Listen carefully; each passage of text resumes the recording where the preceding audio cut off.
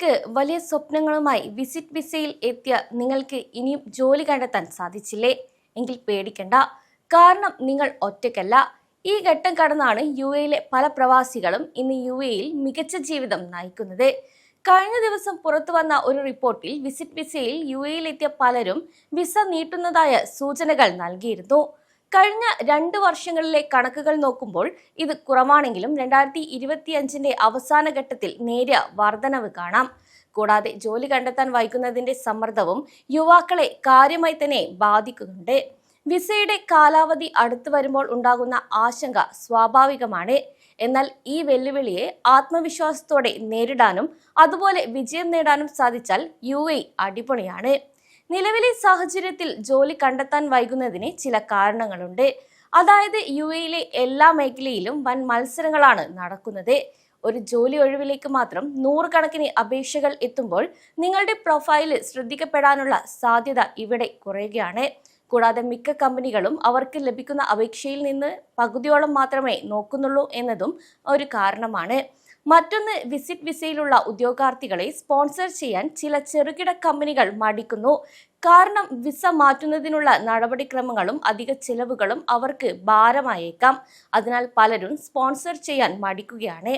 കൂടാതെ നിങ്ങളുടെ റെസ്യൂമിലെ കഴിവുകളും എക്സ്പീരിയൻസും അപേക്ഷിക്കുന്ന ജോലിയുമായി പൂർണ്ണമായി പൊരുത്തപ്പെടുന്നില്ലെങ്കിൽ ഇന്റർവ്യൂവിന് വിളിക്കാനുള്ള സാധ്യതയും വളരെ കുറവാണ്. വിസിറ്റ് വിസയിൽ യിലെത്തി ആദ്യഘട്ടങ്ങളിൽ തന്നെ ജോലിക്കായി അന്വേഷിക്കണം. ഒരു 10 സ്ഥാപനങ്ങളിൽ അന്വേഷിച്ച് CV അയച്ച് ഇന്റർവ്യൂ അറ്റൻഡ് ചെയ്തിട്ടും കിട്ടിയില്ലെങ്കിൽ നിങ്ങളുടെ റെസ്യൂമെയിൽ ഉടൻ തന്നെ ചില മാറ്റങ്ങൾ വരുത്തേണ്ടതുണ്ട്. യിലെ കമ്പനികൾക്ക് അനുയോജ്യമായ രീതിയിൽ റെസ്യൂമെ മാറ്റി എഴുതണം. കൂടാതെ നിങ്ങളുടെ ഫോട്ടോയും യിലെ കോണ്ടാക്ട് വിവരങ്ങളും നിർബന്ധമായും ഉൾപ്പെടുത്തുകയും വേണം. ലിങ്ക്ഡിനിൽ ഒരു അക്കൗണ്ട് ക്രിയേറ്റ് ചെയ്ത് ഇതുവഴി നിങ്ങളുടെ പ്രൊഫഷണൽ നെറ്റ്വർക്ക് വികസിപ്പിക്കുകയും ചെയ്യാം. കൂടാതെ ദിവസവും ജോലിയുമായി ബന്ധപ്പെട്ട പോസ്റ്റുകൾ പങ്കുവയ്ക്കുകയും ഇന്റർവ്യൂ അനുഭവം ഉള്ളവരുമായി ഒരു ബന്ധം സ്ഥാപിക്കുകയും ചെയ്യുന്നത് ഉപകാരമാകും. യിൽ ജോലി ചെയ്യുന്ന സുഹൃത്തുക്കൾ, ബന്ധുക്കൾ എന്നിവരുമായും സംസാരിച്ച് നിങ്ങളുടെ പ്രൊഫൈൽ അവർക്ക് റെഫർ ചെയ്യാൻ കഴിയുമോ എന്ന് ചോദിക്കണം. കാരണം 80% ജോലികളും ഒരു നെറ്റ്വർക്കിംഗ് വഴിയാണ് ലഭിക്കുന്നത്. അതിനാൽ ഇതുവഴി ജോലി കിട്ടാനുള്ള സാധ്യത ഏറെയാണ്. പത്രങ്ങളിലും ഓൺലൈനിലും നിരവധി തൊഴിലവസരങ്ങളും കാണാം.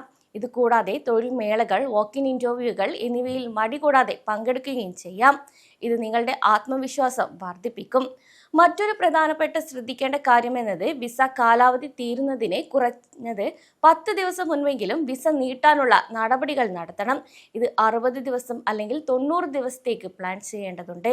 ഒരു കാരണവശാലും വിസ എക്സ്പയർ ആകാതിരിക്കാൻ പ്രത്യേകം ശ്രദ്ധിക്കണം. ഇതിനൊപ്പം തന്നെ സൗജന്യ ഓൺലൈൻ കോഴ്സുകളിലൂടെ അധിക സർട്ടിഫിക്കറ്റുകളും നേടാം. ഒപ്പം ഭാഷയും മെച്ചപ്പെടുത്താൻ ശ്രദ്ധിക്കണം.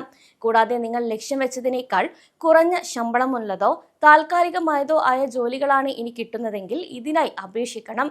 കാരണം യിൽ പ്രവേശിച്ച 1 വർഷത്തെ എക്സ്പീരിയൻസ് പിന്നീട് വലിയ ജോലികൾക്ക് സഹായമാകും.